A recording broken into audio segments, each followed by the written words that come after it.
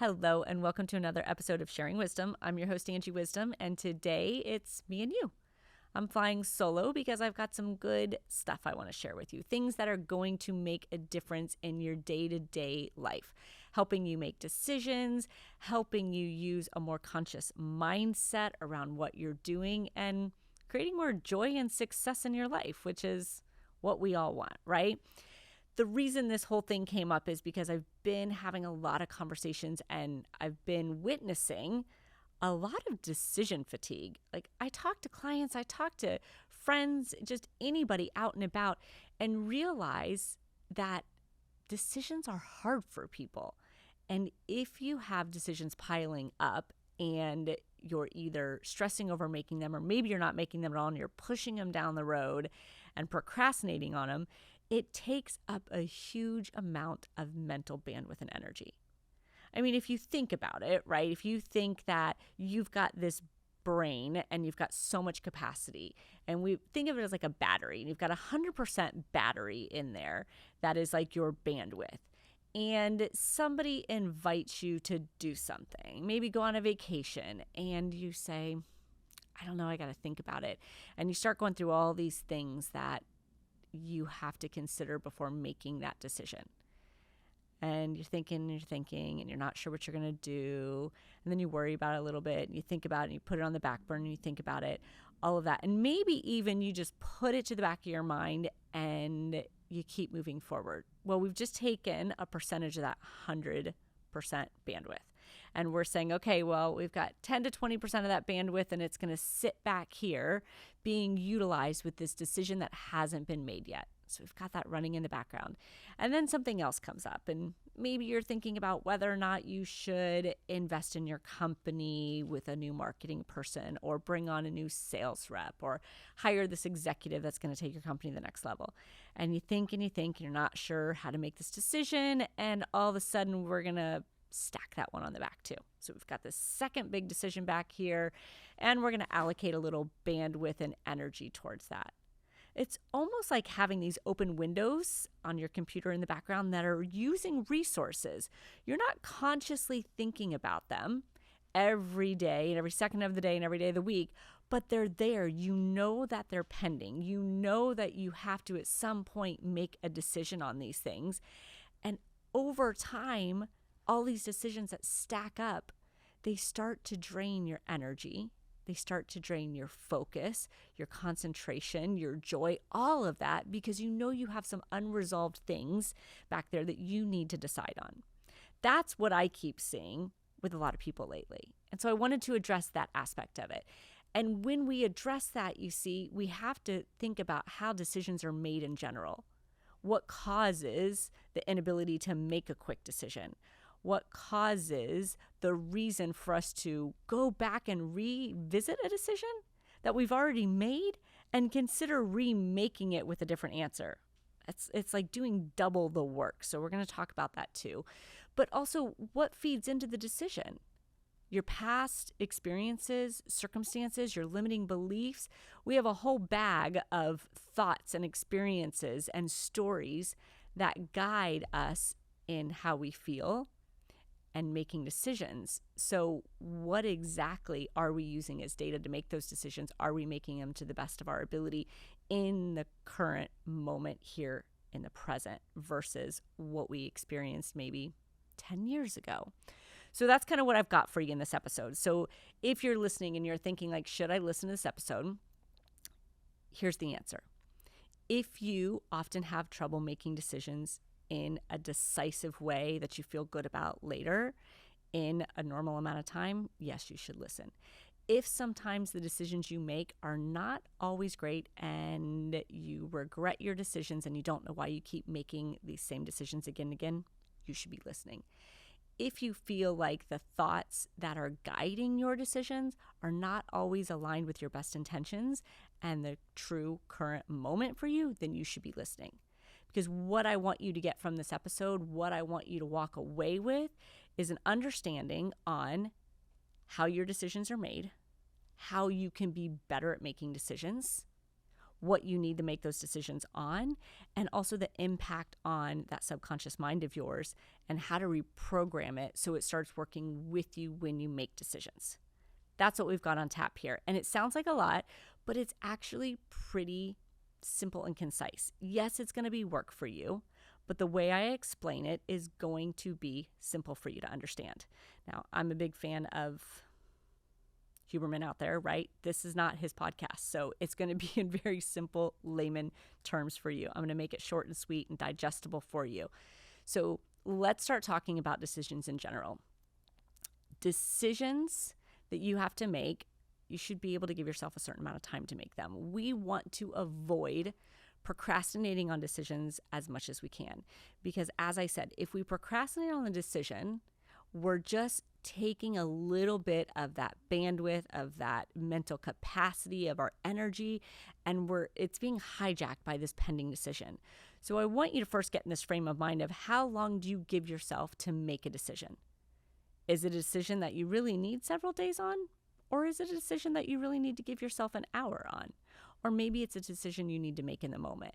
But start thinking about that and giving yourself some guidelines, some boundaries, guardrails on how long you have to make a decision. This will cut back on decisions pending for too long, for decisions loading up, you feeling that decision fatigue and overwhelm. Because when we get to that point, ultimately you're going to start making decisions that aren't always great for you because you're exhausted and you just want to make it and get it done. So sometimes you're going to go with what feels best in that moment, which isn't always what feels best down the road. So that's your starting point, your boundaries. But when we think about, well, how do we execute a decision in a short amount of time? Or how do we really decide whether something is a yes or a no? It really comes back to your values. And if you've listened to me before, you know I talk a lot about values, and you should know what your values are. And we can link that to this podcast. If you haven't assessed those, there's another episode on it. I can give you a worksheet for it. But you have to know your values because your values become your compass. They tell you what is a yes and what is a no. If you don't know what your values are and you don't have that compass, then chances are you are going to make decisions based upon how you feel. The problem with that, feelings are fleeting. They come and go. They're based upon what's going on in the moment. You could make a decision one way if you're hungry versus another way if you feel well fed and in a good mood, right? So your feelings can impact a lot, and we want to get out of a place where we make a decision based upon a feeling. The feelings come from your external circumstances, your environment, right? They come from past stories and situations. They come from other people's narratives, right? Maybe what somebody's enticing you to do at this moment. So there's a lot of things that can really pull on your feelings and lead you making a decision that doesn't align with what you really want in the end versus your values. Your values are steadfast, like they are rock solid. And if you make them in line with your values, then you're typically going to end up where you want to be. So I'll give you a couple examples. If you're out at the bar, you've had dinner with friends, and you value a healthy lifestyle, you value physical activity, you value, all these things that are really pointing to the fact that you should go home at a decent hour and get a good night's sleep because you want to start your day early, all of that. Those are value-based kind of decisions, right? You're in the moment. You're having a lot of fun. Your friends are like, stay for a drink. You don't want to miss out. This is so much fun. Your feeling is going to want to be to stay because it's fun, because the atmosphere at the bar is fun, because people are laughing, people are having a good time, because your friends are saying, stay, don't go, you don't want to miss out on something. Those are all feelings driven. But if you know your values, some of the things I mentioned earlier, you have a choice then. Do I choose between that feeling, which is just right here and right now, or do I choose between that value? Which one, I should say. Which one do you choose between? The feeling for instant gratification on changing the way you feel, or the value, which is going to give you a long-term feeling of what you want? That's the simplest way to think about your decisions. But the problem is most people don't know their values. So your first step is really understanding what your values are so that when you're in that situation, you can go values, feelings. What do I want to indulge in here? Another classic example, you want to get up and work out in the morning. You want to get up and start your day early, whatever it may be. When that alarm goes off, your feelings are going to tell you that the bed is more comfortable, that you don't feel like getting up, that maybe it's warm and cozy. Maybe you feel tired, right? It's natural. You're going to feel tired when you wake up. So all the feelings are going to lead you in staying into bed and hitting that snooze button. Your values are what's going to be what gets you out of bed. So if you value this physical activity that you're going to do when you get out of bed, if you value feeling capable and competent, if you value accomplishment, like all the things you value should lead you to go, I'm going to skip that instant gratification feeling, and I'm actually going to tune into what I value, because I know later in the day, an hour from now, the values are going to be what makes me feel great. I'm looking for that long-term good feeling instead of just that good feeling in that moment that eventually leads to a poor feeling later. That's the basis for your decisions, values versus feelings. Now, some of the other places that we really grab from are our subconscious mind, what we've experienced in the past.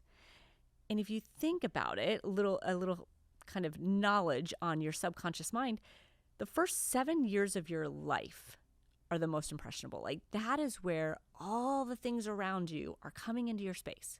You're watching mom, dad, siblings, people, teachers. You're watching all these people around you experience life. And every single one of those experiences, if there's heightened feeling and emotion in it, is coming into this bag that you have to choose from later of your subconscious mind. And it holds all of these old stories and patterns and things that you witnessed. And we put them there. And what happens is we start to operate from our subconscious mind. We're wired to operate, I think around 85% of the time, we operate from our subconscious thoughts. 85 to 90. It's done that way so that we can become efficient. If we didn't operate from our subconscious, we would all be walking around and moving like sloths, right? We would have to think about everything. The light is red. What does red mean? Red means stop. Like, that's how we'd have to consciously process things. So it's a good thing we have this subconscious bag to pull from so that we can become more efficient. But it's not good if we're making decisions from our subconscious mind based upon old stories, old facts, somebody else's circumstances. That's where we have to be careful.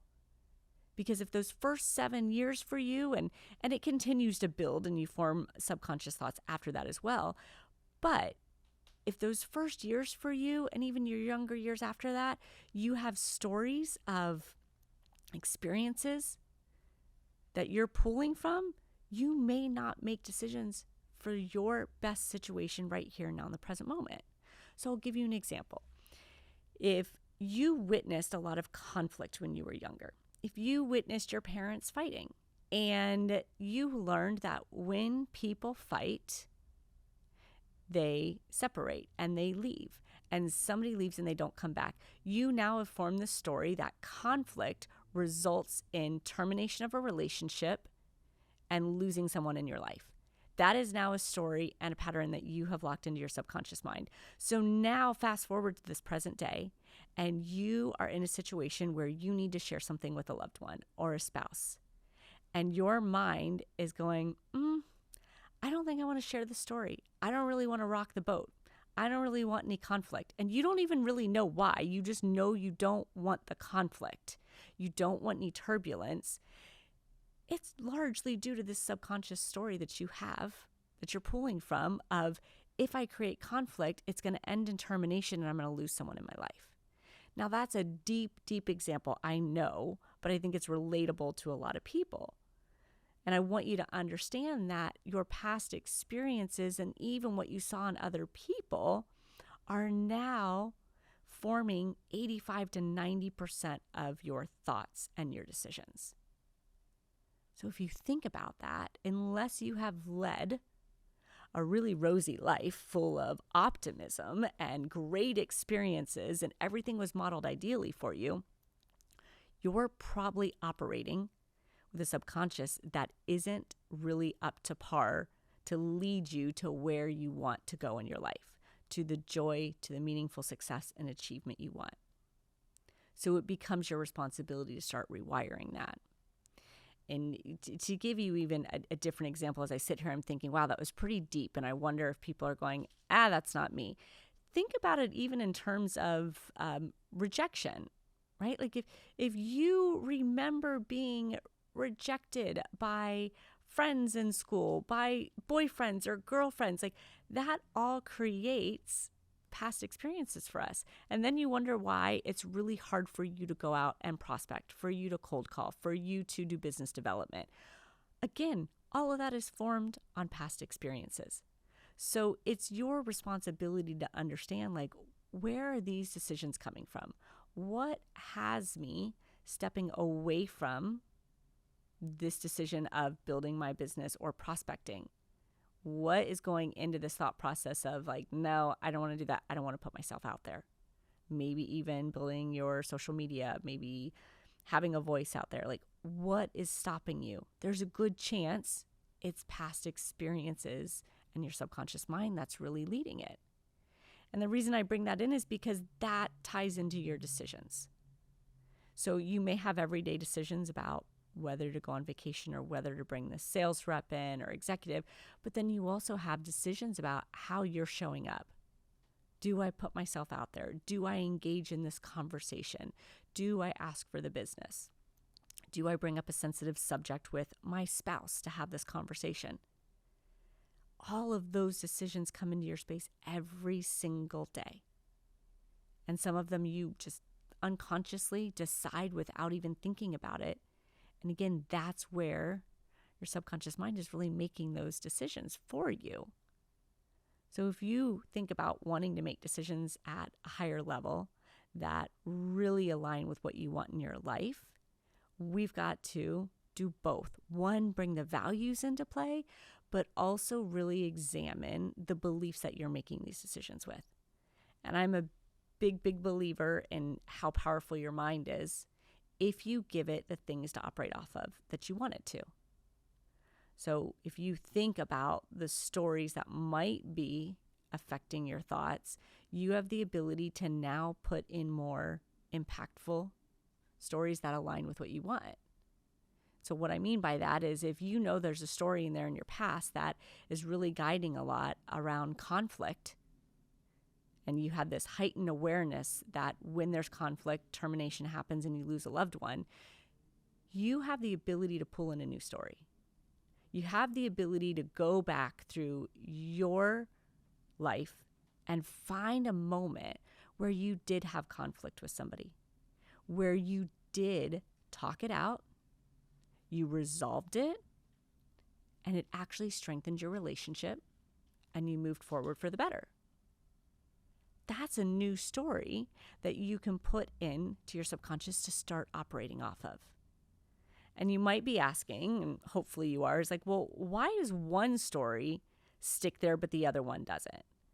And again, I'm not a neuroscientist, I'm not a psychologist, so this is layman's terms, but we have to have extreme emotional kind of stimuli in order for it to be impactful for us to lock it in there. So what I mean by that is if you experience trauma or even heightened excitement, then we're more likely to grab that experience and save it to use for a later time. So when you think about it, watching the parents fight or being rejected at the dance, whatever it is, where you can still have a feeling from it, those get locked in for you to use. But those moments where maybe you don't have that heightened sensation, like you did have that conversation, you did resolve an argument and everything was fine, but you don't have any real heightened emotional tie to it, we don't keep that as much. We don't remember those moments. It's the ones that really trigger us on the upside or downside that we really lock in. So almost if you think about like everything in the middle that feels a little bit more neutral, and it was fine, maybe it wasn't even good, but we didn't get heightened emotion from it, we're not really using that to form our decisions and our actions. But you have the ability to start feeding your mind that. And it's one of the reasons I have this question in the morning mindset journal. If you use it, I ask you, like, where did you find joy today? What was your win today? Because even those two small questions, if we didn't really have a heightened amount of emotion with it and we weren't super present for those moments, then there's a good chance they just pass us right by.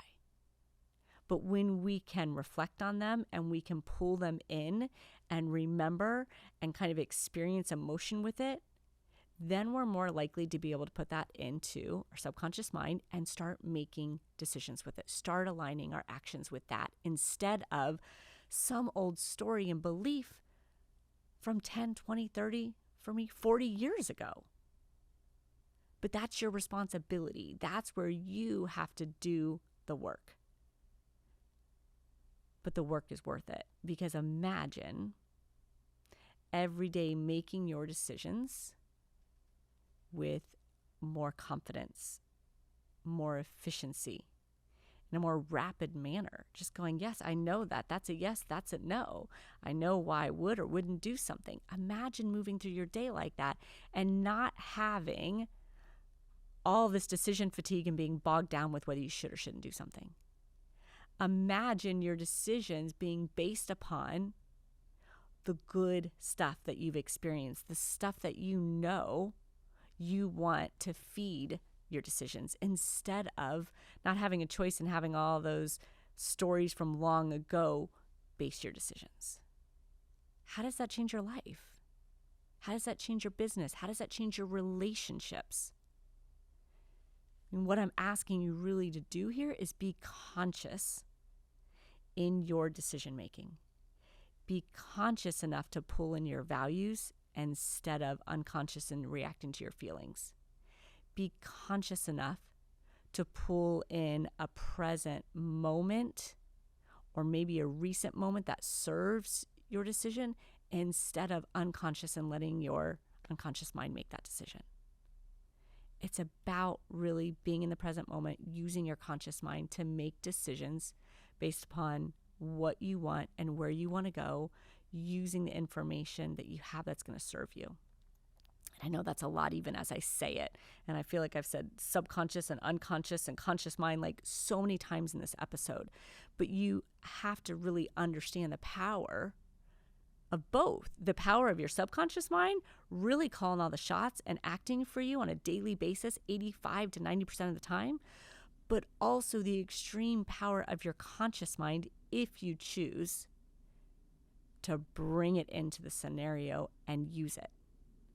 That's really the game changer here. So how do you do it? Slow down for one. Be present. Just this conversation we're having today is going to create a new awareness for you, and you're going to start to see these opportunities. That's the first step. You're going to be aware of like, shoot, gosh, I'm making this decision. What am I making it on? Oh, there's my feelings. Like, we're just going to have awareness. And you may walk around with that awareness for a good week or two and do nothing with it.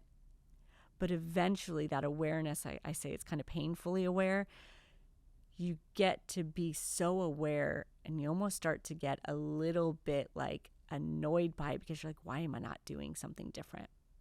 And then that awareness turns into the opportunity that you start taking a different action and doing something different. That's kind of how your mind is going to move through this.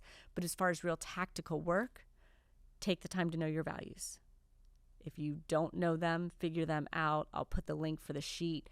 Know your values. See them every single day. And every decision you make, even if it's an easy one, start to go, how does this align with a value of mine? So that you get into this habit of filtering your decisions through your values.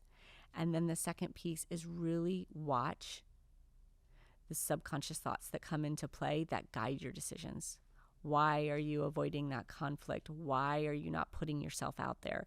Why, are you not hiring somebody? Like, really look deep into what past story or experience is showing up for you and take the time to debunk that. Take the time to find another story that maybe isn't so traumatic for you, but proves that you can do something or that you should do something.